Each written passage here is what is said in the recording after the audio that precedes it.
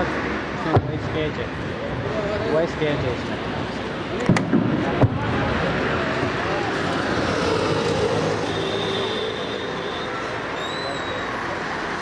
তুমি শুনতে পেলে নিশ্চয়ই যে কতটা জোরে আওয়াজ হচ্ছে এখান থেকে, অন্ততপক্ষে সেই আওয়াজ কিন্তু অনেকটাই শোনা যাচ্ছে।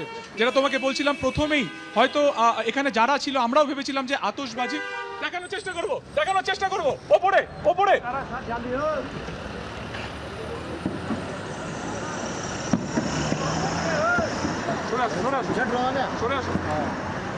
একদম দেখতে পাচ্ছ সরাসরি ছবি।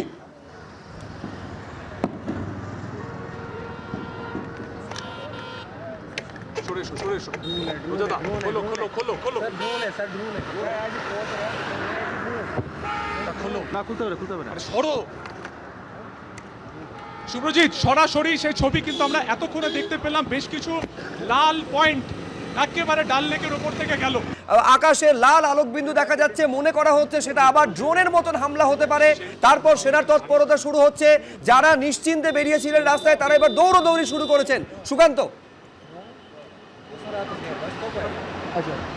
দেখো যেটা বলছিলাম যে ঠিক 8টা বাজতে 5 মিনিট আগে থেকে শব্দ শোনা যাচ্ছিল এবং স্পষ্ট এখনো আওয়াজ কিন্তু হচ্ছে। যেটা 8টা বাজতে 5 মিনিট আগে থেকে শব্দ শোনা যাচ্ছিল, পুরো ডাল গেট ফাঁকা হয়ে যায় এবং তারপর আমরা কিন্তু বুঝে উঠতে পারছিলাম যে না যে কোন ডিরেকশন থেকে হচ্ছে। এই মুহূর্তে ডাল লেকের চারদিক থেকে, অর্থাৎ উত্তর, পূর্ব, পশ্চিম, দক্ষিণ প্রত্যেকটা জায়গা থেকে কিন্তু হচ্ছে। আমরা একটু দূরে সরার চেষ্টা করবো।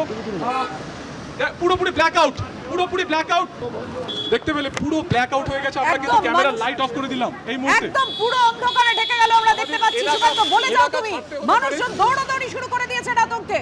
তুমি দেখতে পেলে পুরোপুরি ব্ল্যাক আউট করে দেওয়া হয়েছে, কোনো আলো নেই। কিছুক্ষণ আগে 5টি আলোক বিন্দু আমরা দেখতে পেলাম। শঙ্করাচার্য যে মন্দির রয়েছে আমাদের ডান দিকে, সেখান থেকে সেই আলো কিন্তু অনেকটা বাঁ দিকে চলে গেছে এবং পুরোপুরি লাইট অফ করে দেওয়া হয়েছে এই মুহূর্তে।